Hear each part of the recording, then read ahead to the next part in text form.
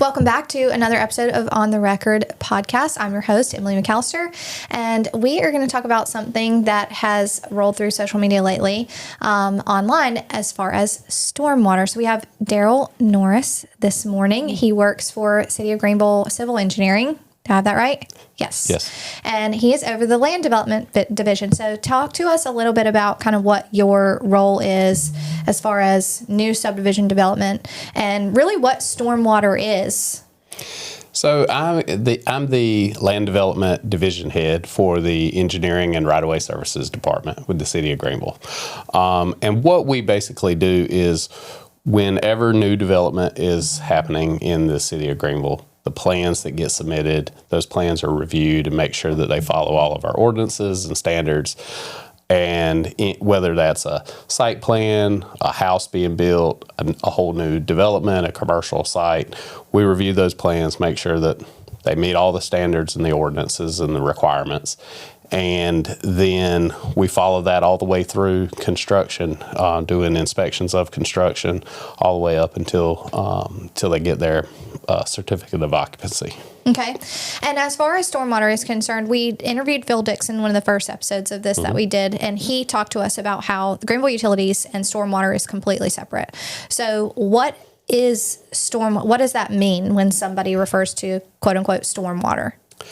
So stormwater in general terms is the water that runs off from a precipitation event, whether it's rain or snow or ice or whatever. It's the water that runs off the ground.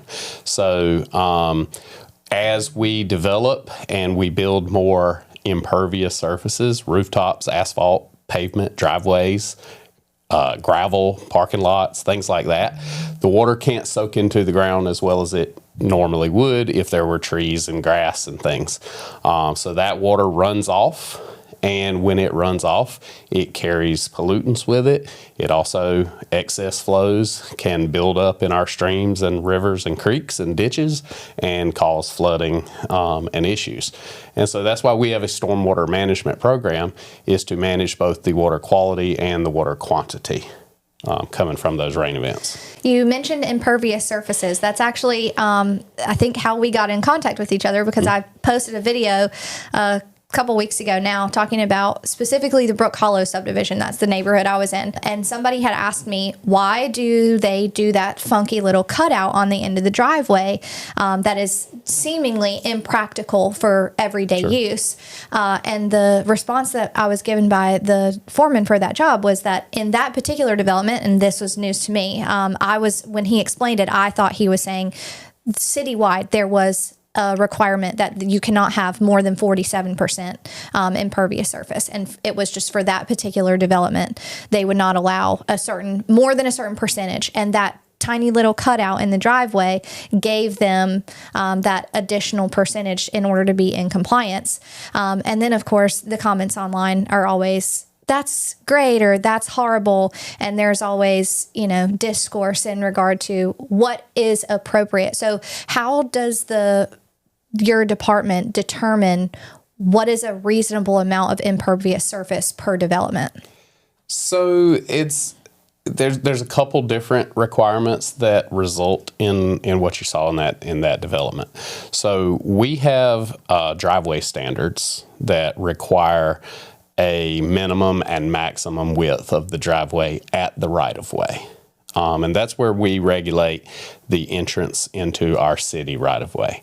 And then once you get beyond the right-of-way, you may need more space for parking. And so that driveway may need to flare out to give you more space for parking vehicles. This can be modified and changed depending on the design of the development. If the house has a garage, that is a parking space, so you don't need as much parking in the driveway. There is also a regulation through our planning department that does limit the percentage of impervious in the front yard of residential homes. That is intended basically to prevent people from paving their entire front yard, because that's not the view that the city has determined it wants to see out of development. It's not necessarily a stormwater regulation that requires that. It's more of a zoning type regulation. But combined with the minimum and maximum driveway width at the right of way, and then the parking standards, and then the impervious limitation in the front yard, sometimes you get those driveways that kind of flare. They neck down and then they flare out into the lot. Mm-hmm. Well, every single time I post about development online, there's always mixed feedback. There's people that Sure. Want to see additional housing, and there's people that are very frustrated with the amount of growth, especially within Pitt County that we're seeing. And we're seeing a ton of growth. I'm sure if you're overseeing land development, I mean, every day your desk probably has proposals on it. And I did not realize until I started focusing on some of the development that was going on that this was such a sensitive issue as far as stormwater. But I get comments regularly about what are we doing to mitigate the impervious surface and the stormwater and the runoff and all of those things. But I am of the understanding that as of right now, for new development, the stormwater, they have to build retention ponds and accommodate 100% of the stormwater that is diverted. I heard that in a Home Builders Association meeting. Right. Is that not right? I think it's more nuanced than that. Okay. So our current regulations in the city of Greenville is that basically a development can't make the runoff worse in certain storm events. So we refer to different size and intensity of storm events as a 1-year storm, a 2-year storm, a 5-year storm, a 10-year storm, and a 100-year storm, and on up. And so examples of 100-year storms are the ones with names like Hurricane Floyd and Florence and Matthew and those kind of things. A 1-year storm basically just means that there's a 98% chance that it will happen at least once a year. A 100-year storm means that there's a 1% chance that it will happen each year. Now, that doesn't mean that just because we had a 100-year storm, it's going to be 100 years for the next one. It's the same thing as rolling a dice. You have a 1 in 6 chance of rolling a 6 every time you roll it. Right. Same kind of thing with rain. So we regulate up through the 10 and in some places the 25-year storm. And what that means is that when you develop, you run calculations and figure out what the runoff from your site is before you develop it. And there's a certain amount of flow that's coming from your site. And then you figure out when you develop it, the additional amount of flow that you will create. So I'm going to increase the runoff by this amount because I'm adding all the houses and driveways and roads and things. That difference in between the pre-development and post-development is what you are then required to attenuate so that the net result is that you didn't make it any worse. You don't necessarily make it better. Some of them do. Right. But the regulations are such that you don't make it any worse up to that storm event. When we get larger storm events than we regulate, it does increase the flow. Okay. So then maybe that's where I was misunderstanding. It's not that you have to accommodate 100% of the runoff for that parcel, but 100% of the runoff that your development would add to the system. Add to. Correct. Okay. That makes a little bit more sense. Yep. So thank you for the clarification there. So there's a lawsuit that is involved with Ayden. I know you can't, speak specifically about town of Ayden, but this is a hot button topic for a lot of people. When cities are, not abiding by, or it sounds like there's maybe some level of subjectivity as far as how much runoff does this create. Is there? I mean, you mentioned it's a little bit nuanced as far as what they require and how much runoff a development creates. Right. What does that look like as far as is this a situation of local governments have maybe more control than we realize in what the requirements are? There is some professional judgment and subjectivity, but for the most part, the standards of calculating runoff are set science. And so we have stormwater guidance for how ponds are to be sized and how the runoff is calculated. And we actually have that in our specifications manual and in our ordinance. So when you develop in the city of Greenville, these are the rules you play by. And these are the methods that you calculate your runoff. And when you submit that to us, you submit not only the drawing of your plans, but a whole book of calculations that back up your runoff before development, after development, all of that stuff. And so now we get all electronic submittals now, but before that, I was literally getting 4-inch binders of calculations with a new development plan. And so there's a lot to go through. There's obviously, with that much calculations, there's a lot of opportunity for error on both the design engineer side and the city review side as well. But we do a really good job of going through those. We know the common places where there can be error, where there's human input into the formula. Obviously, those are the things that we look for. The design engineer community that submits to us are all well aware of our rules, at least the local guys are. And so they do a really good job of making sure that they include all of the information. And a lot of our back and forth typically comes based on whether a certain project is exempt or not. Because with every set of rules, there's a set of exemptions to those rules. Okay, what would an exemption look like? So one of the primary exemptions is if you are not increasing your impervious area. So if your net increase is 0, if you're not adding more, then you're exempt from needing a stormwater plan. And that could mean that that you're trading impervious area. I want to build a building over here, so I'm going to take up parking space and return this to grass equivalent to the size of my building. So you're just trading your net increase of impervious is 0. You're exempt from even needing to submit a stormwater plan. The theory behind that is you're not increasing the flow of stormwater anyway. The other exemptions, there are some minimum size exemptions. So if your development for a commercial development is less than a ½ acre of disturbance, then, and they're not expanding a building or something like that, then they could be exempt. So if you wanted to add a ½ acre parking lot on a site, you could do that entirely exempt from the stormwater ordinance. Okay. Well, I guess then the argument would be, well, if you just add ½ acre parking lots at one at the time, Sure. until then at what point does it become not exempt? Right. So I think real world example, there are apartments being built in front of Terra off of Charles. Have you are you familiar with that?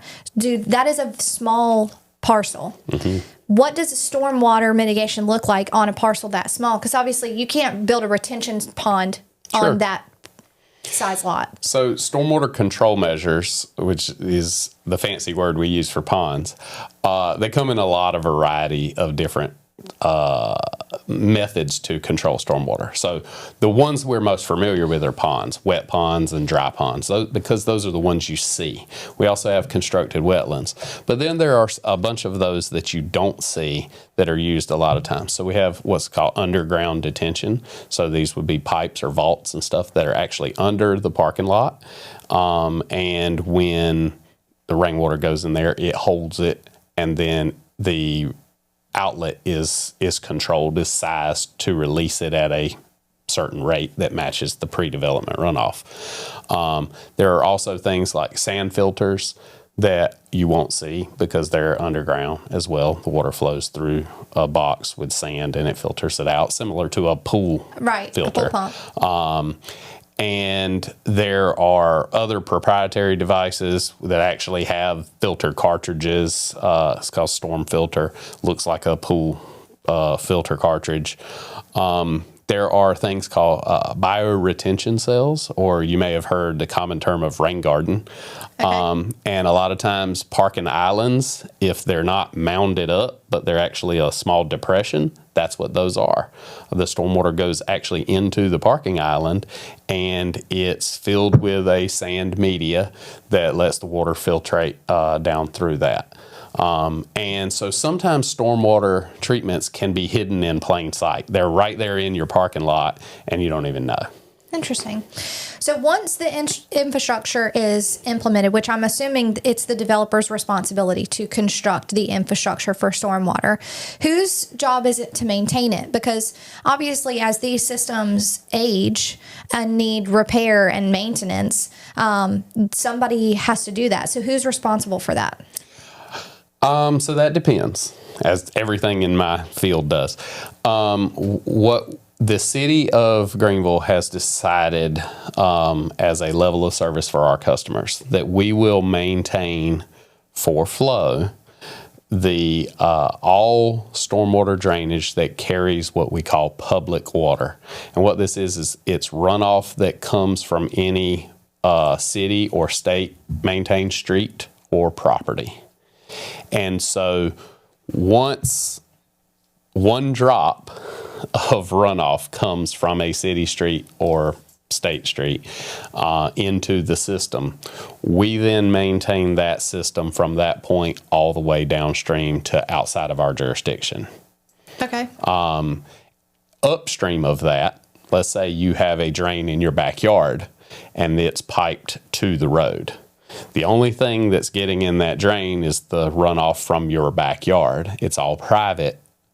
That pipe headed out to the street is private until it gets to the street. Okay. And from there on, where it goes through the street and eventually into the stream and whatnot, that's public drainage. And so we maintain the public drainage, and the owners, the private property owners, would maintain that private drainage. Got it. Okay, so anybody that has lived in Greenville for longer than 30 seconds knows that anytime we get a really heavy rain, Arlington and Charles get very backed up with water, with flash flood. And it seems that it doesn't take a whole lot for it to get backed up. So what goes on with that as far as, is that aging infrastructure? What does that look like as far as the fix for something like that?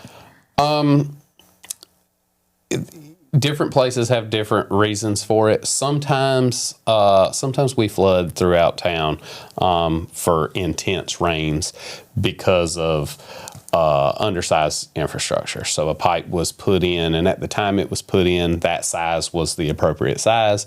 But since then, we've grown around it, and there's a lot more development, a lot more drainage area feeding to that, and that pipe's just not big enough to handle those rain events.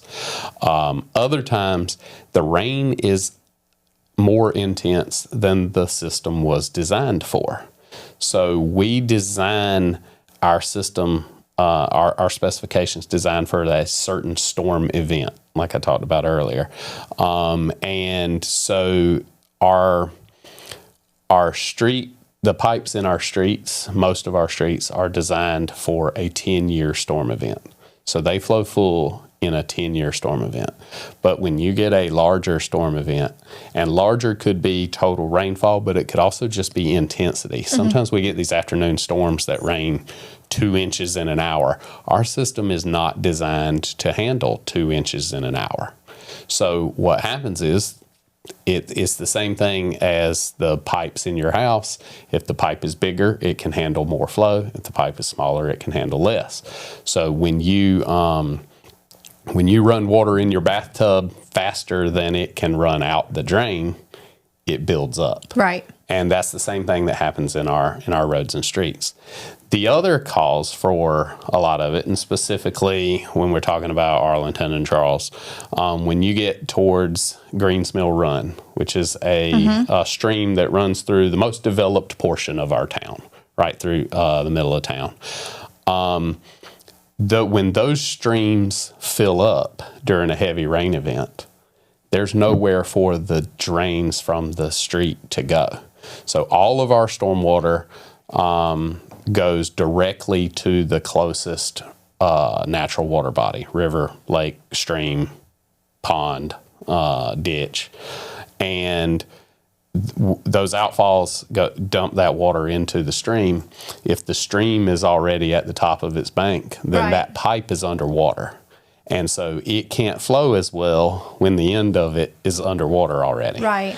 And so as a result, we end up with backups into the system until that stream goes down. Greens Mill Run especially is what we call a flashy stream. So it rises quickly. It also goes down quickly, unless there's a hurricane in the rivers. Most of the time when we get those afternoon storms, it is, we get a bunch of rain in a short period of time, and you get all that water flowing down Arlington, and then it's gone within a couple of hours.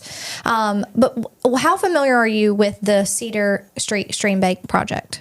Very. Okay. I have a house. I own a rental property that backs up to that. It's at the corner of the back of the property backs up to that stream and to 14th Street. Okay. What is the timeline on that? Because I bought that house in 2021, and they told me then they were gonna do it. That project has been a long, ongoing project. So it is fully designed. What is it? Help us understand what the structure is.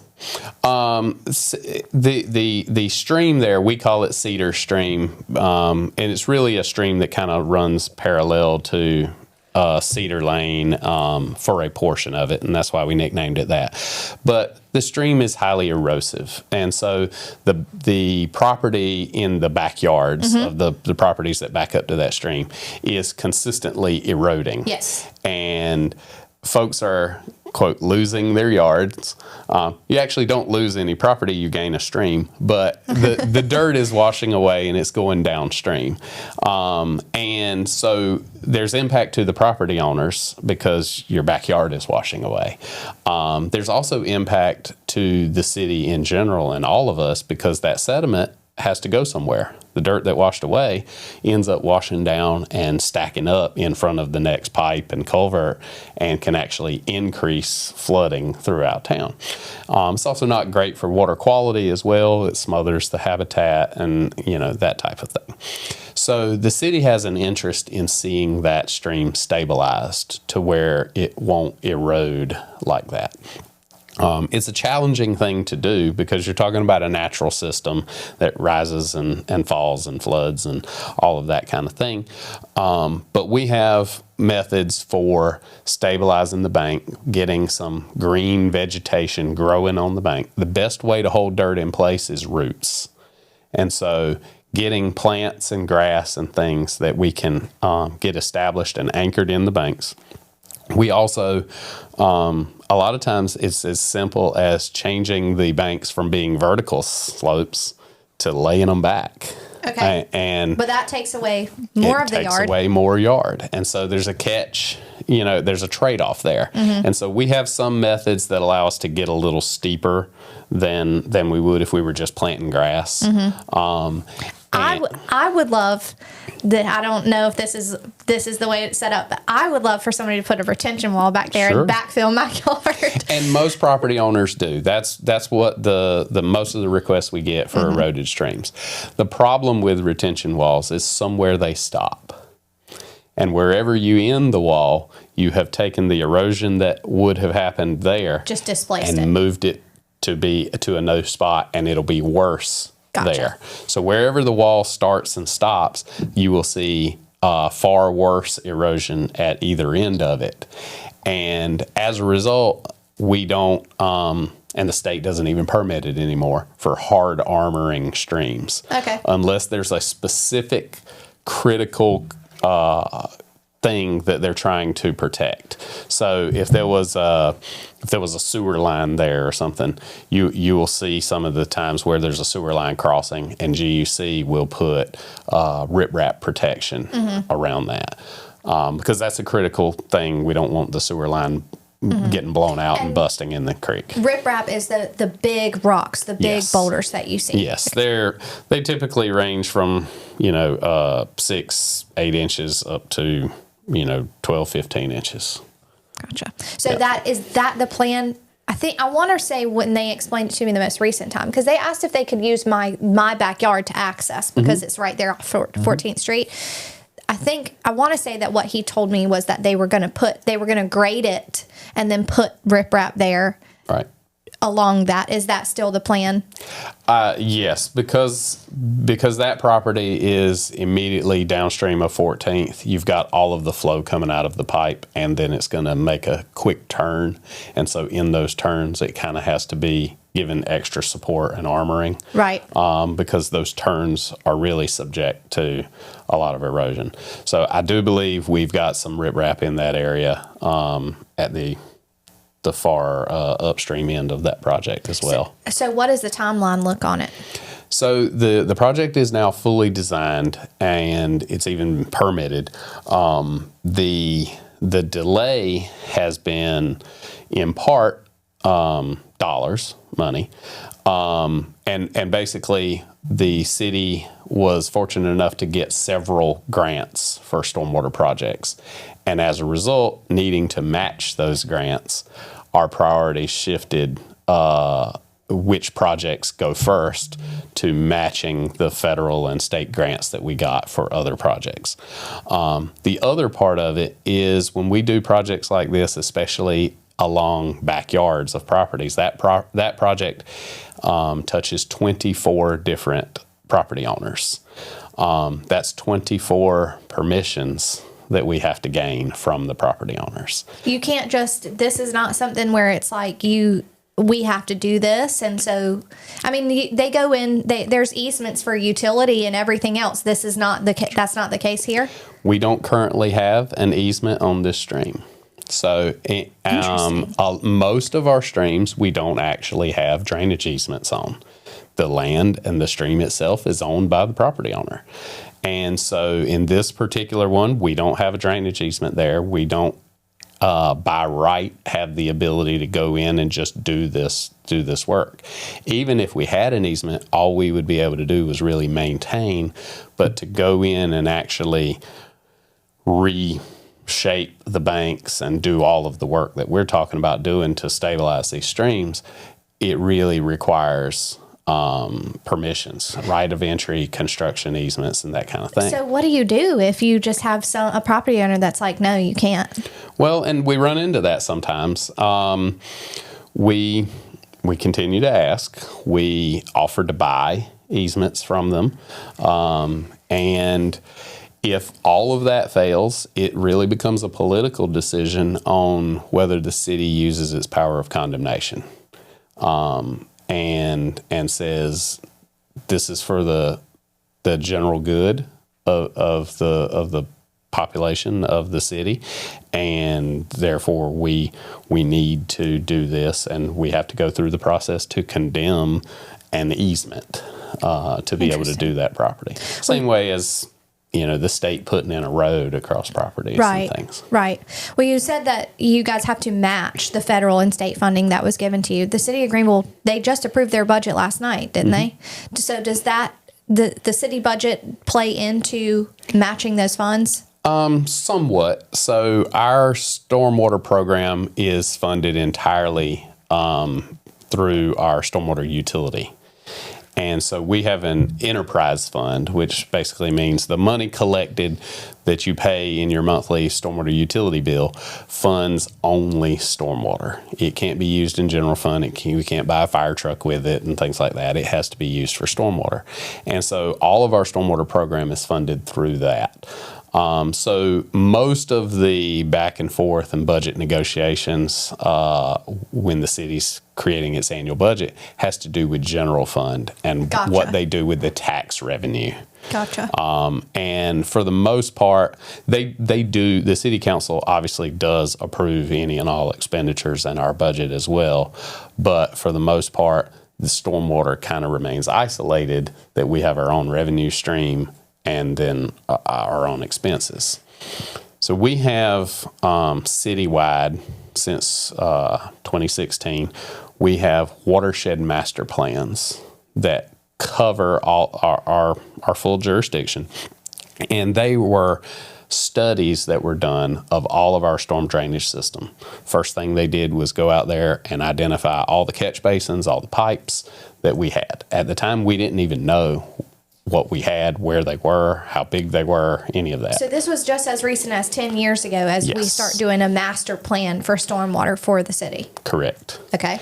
And so the first step was to go out there and identify all of those and survey them. So we know how big the pipe is, what the material is, how deep it is, all of that information. We also surveyed the streams and ditches to see how big they are and the slopes and that type of stuff. We looked at conditions as well. And then this was put into a computer model that models rainfall and flooding events and determined where our problems are.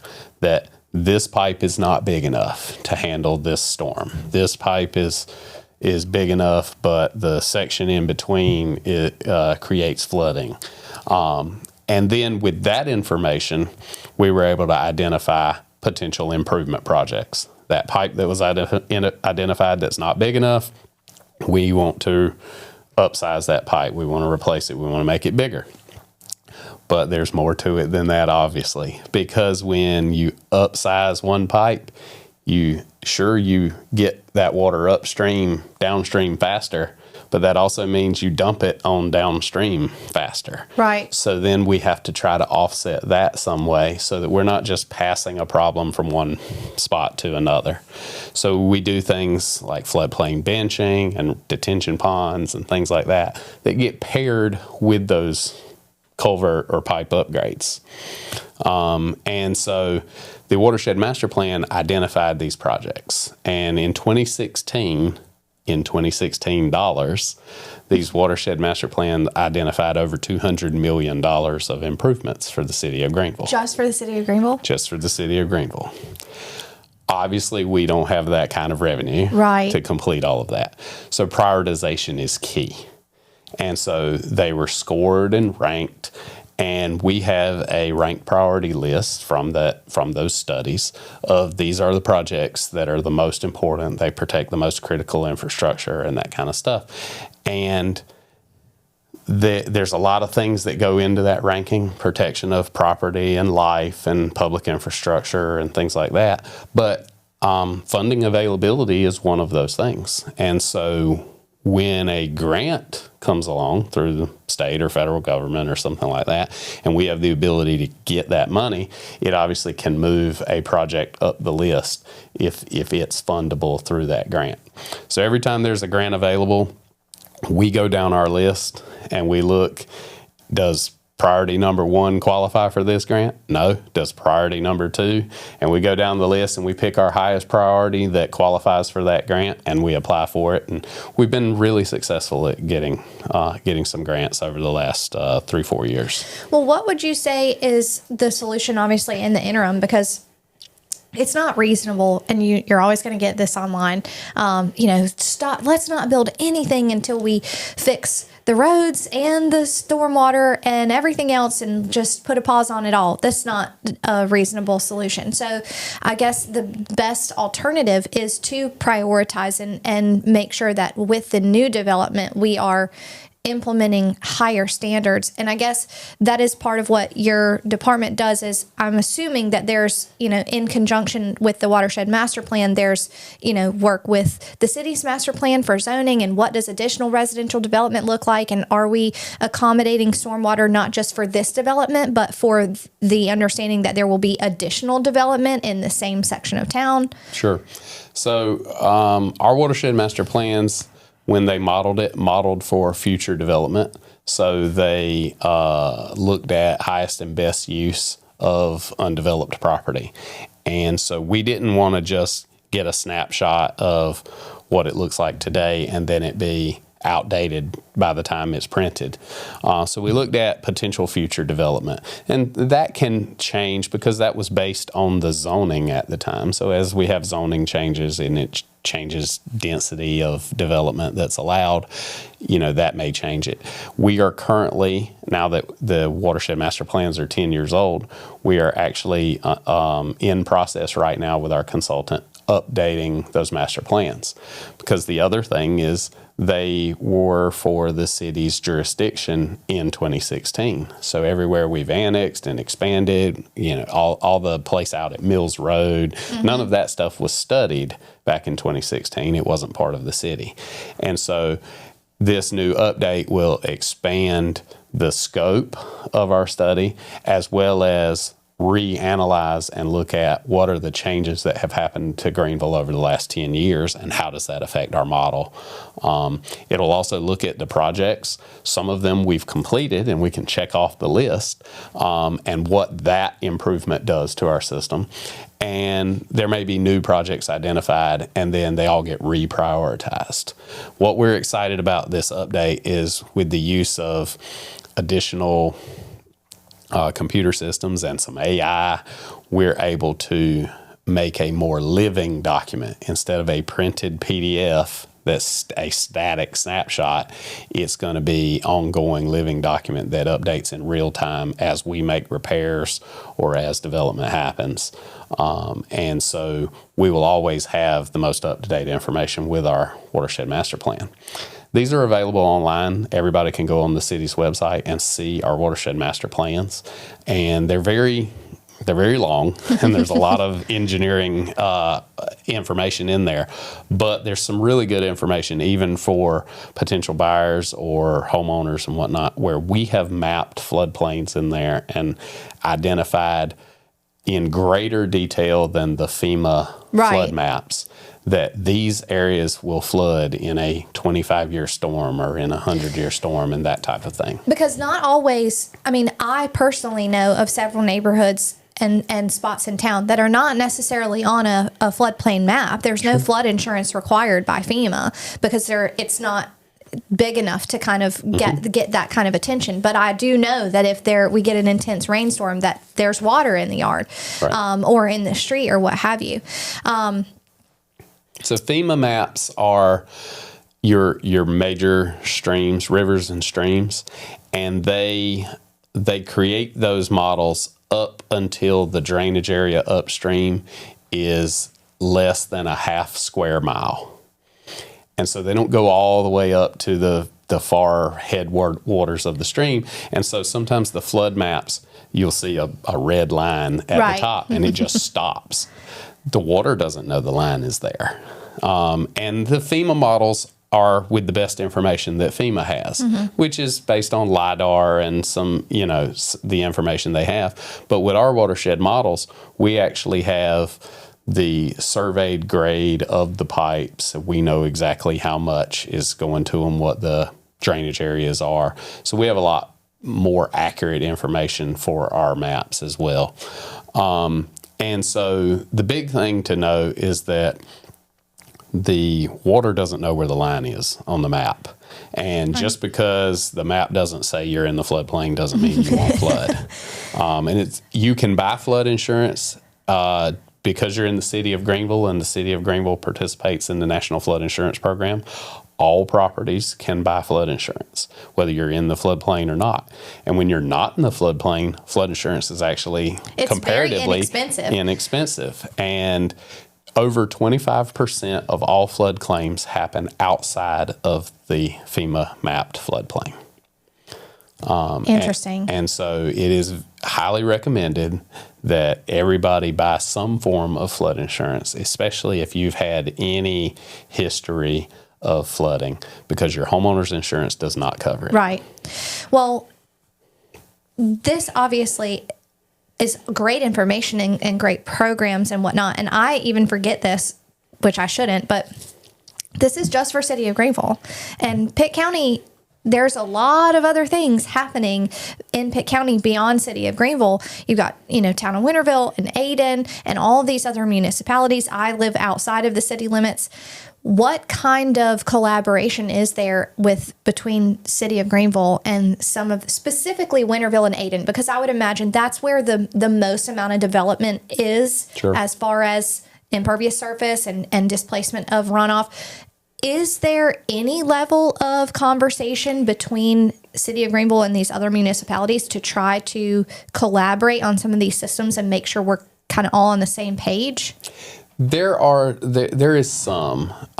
So one of the things is when we do the master plans, we offer those other communities to be part of that and partner with us and even expand the scope. They're not cheap to do the master plans. In 2016, those 7 master plans cost us $3 million to do, to produce documents. Right. So it was certainly an investment. It has paid for itself in just grants that we've been able to get from it. But it's an investment smaller communities really would struggle with. We, as the City of Greenville, made it one of our prerequisites that anything we do, we are not going to create additional problems downstream with our improvements. And so we've held tight to that we're not just going to increase the size of the pipe and send that water downstream and say, well, that's Winterville's problem, that's Ayden's problem. Right. And so as a result, we do other things to offset that flow so that when it leaves our jurisdiction, it's not passing that problem along. Those municipalities and Pitt County as well, they have their own stormwater programs, and they review the plans similar to us. They have their specifications as well, and their regulations that are very similar to the City of Greenville's. Some of those are state required through statute that they must do. Most of those revolve around the water quality component. But they do those as well. There is some overlap when a development starts off in the county and then gets annexed into the city, and we end up inheriting a development that was approved by the county, that type of thing. But there's not a lot of back and forth between us about those developments, with the exception that there is what's called the Pitt County Drainage District. And the Pitt County Drainage District maintains several of the ditches and streams throughout Pitt County and in the City of Greenville. This is a drainage district that was established by statute long before stormwater programs existed, long before the term stormwater existed. And a lot of what they do is mowing and digging of the canals and ditches to drain. They have a lot of agricultural background in that. And many of our main canals on Swift Creek and Fork Swamp are actually Pitt County drainage ditch laterals. And so the maintenance of those specific streams and ditches is the responsibility of the Pitt County Drainage District. Okay. And so there is definitely some overlap between city maintenance and the Pitt County Drainage District maintenance. And they have their budget and their priorities and their regulations, and then we have ours. And so we work well with them as far as communicating on what needs to be done, but obviously each of us have our own limitations and our own priorities. Well, I'll tell you this story just because I think this is crazy and it kind of fits in here. But years ago, my papa developed the Southridge subdivision off Old Highway 11. And that subdivision has always struggled with stormwater. Whenever we got a really intense rain, there would be, especially when you first come in off Highway 11 on Emily Drive, that little dip in the road right there would get water in it because the system would just get overflowed. And the drainage for that ran off into a ditch right there beside the railroad track. And my papa, for months, tried to get somebody to go out there and clean the ditch because the pipe was completely blocked up because it was so overgrown, and that's why it wasn't draining. And he went out there with a mini excavator and dug the ditch himself. You have a look on your face like, oh, I don't know where this is going. Dug the ditch out himself, and he got a letter from the railroad that said, of cease and desist. You have to stop because you are taking away work from our union workers, and you are not allowed to do that. And he did stop, but it's just, that's nuts. Just how all of the different entities kind of work together, and that's my job, that's not my job. And ultimately, at the very end of it, here you have somebody that's like, well, I'm just going to go handle it. And you can't even go handle it without getting a slap on the wrist. You're absolutely right. And the railroad is an animal all on its own. They will be quick to tell you they were here first. And we joke that in the beginning there was the railroad. That's funny. And so they can certainly be a challenge sometimes, even for us trying to do a project when a railroad is involved, and oftentimes it is. And those ditches in the railroad right of way, anything in that railroad right of way is going to be through the railroad's jurisdiction, and you have to ask permission to do anything. Even if it directly interferes with stormwater and everything else, the railroad has to absolutely prioritize. They have to actually handle it. Yep. That's crazy. Well, one more thing that we'll talk about, and then we'll finish up. We spoke briefly before we hopped on camera about aging infrastructure. This is a topic of conversation amongst every meeting and legislative conversation that has been had over the last, I don't know, probably a long time, since way before I started listening in on these meetings, about water and sewer infrastructure just across the state, and how you have all these smaller municipalities that the infrastructure just cannot, it needs to be replaced. It can't keep up. Greenville Utilities has just taken over the water and sewer for town of Bethel. And to my understanding, the aging water and sewer infrastructure can potentially adversely affect stormwater, stormwater can adversely affect the aging water and sewer infrastructure, because if you have aging water and sewer infrastructure and stormwater permeates that system, now the municipalities are paying to treat stormwater, which increases the cost to the residents. Correct. So in North Carolina, all of the stormwater systems are what we call separate storm sewer systems. And what that means is that there's one set of pipes that carry your sewage that from your toilet and your drains in your house and that type of stuff, and it goes to the wastewater treatment plant.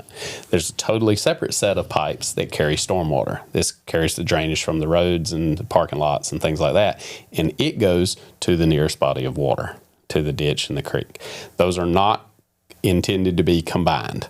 What that means is that when you at the wastewater treatment plant, you should just be getting the sewage, the water that went down the drains.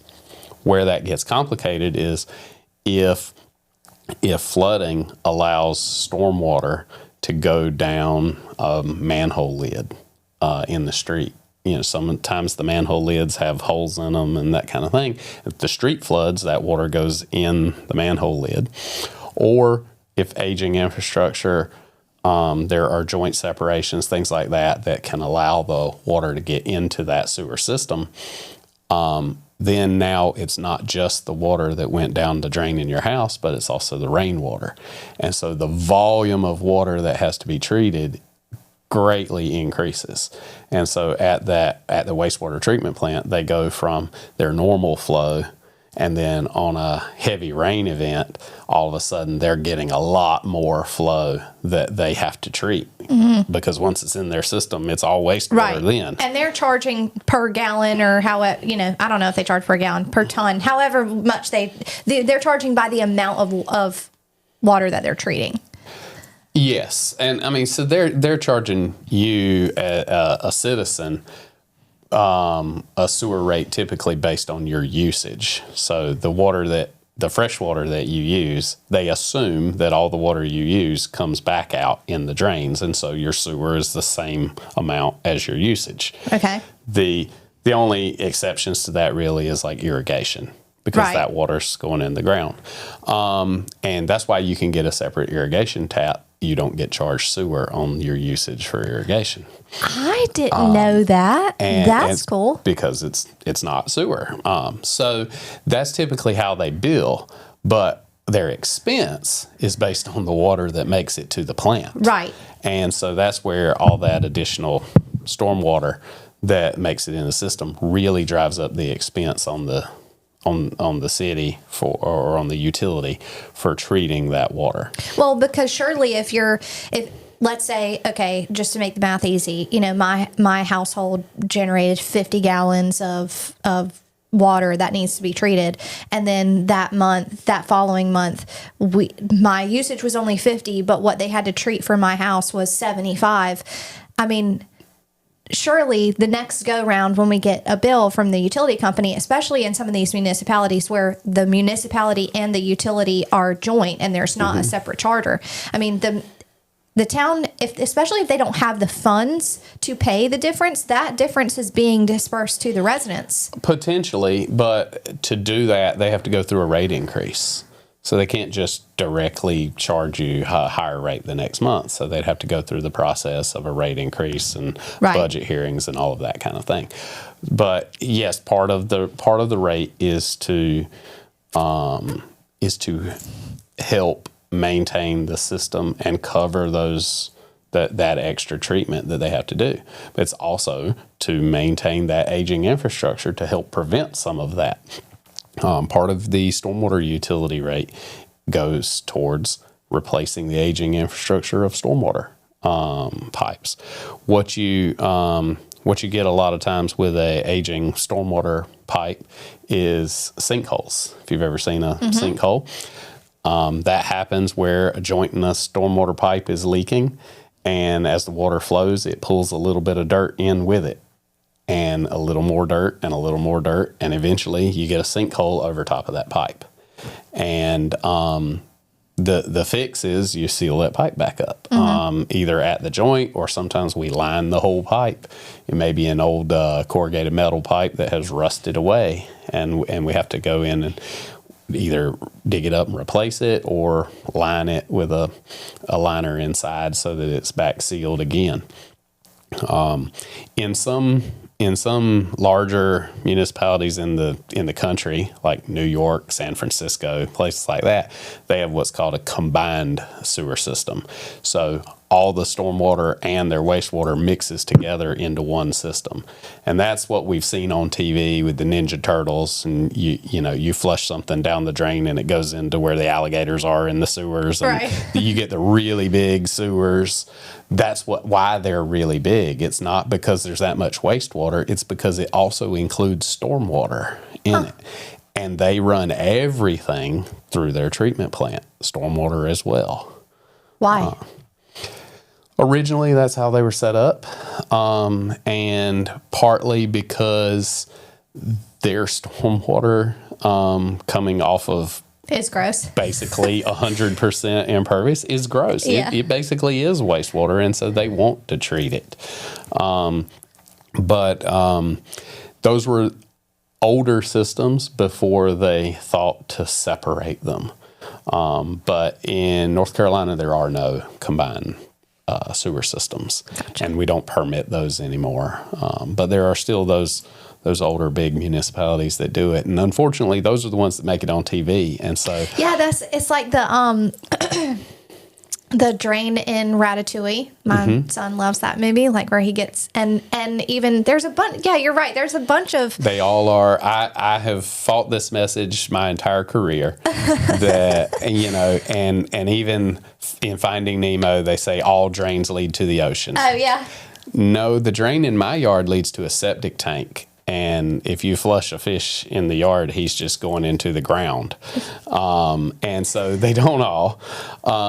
But the storm drains do all lead to the ocean eventually. They go to the nearest body of water, it flows down, and eventually to the ocean. So that's it's our most common public messaging message that we try to get out is that stormwater is not treated. It goes untreated to the nearest body of water. The only method of treatment for stormwater are the stormwater control measures, those ponds and things like that. And not all drains go to a pond. A lot of them were built before those requirements existed, and so you may have a drain in the street and a short 50-foot section of pipe right straight to the stream. Mm-hmm. And so what you throw on the road, you're throwing in the stream. Every drop of oil that comes off your car is going in the stream. Every Bojangles cup you throw out on the ground is going in the stream. That doesn't sound good. Yeah. So that's our message to help people try to keep our waters clean. Right. And why it's so important that we don't litter, that we don't have what we call illicit discharges. We don't have things that go down the drain. We say only rain down the drain. So you don't want to pour anything down the drain. It doesn't disappear.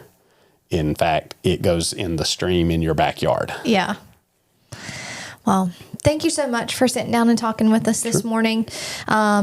If anybody were to ever need to get in contact with you because they have questions, how would they do that?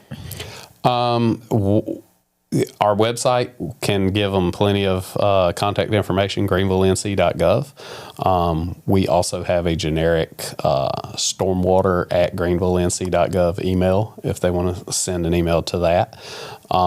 And me and my team get those emails and respond to those as well.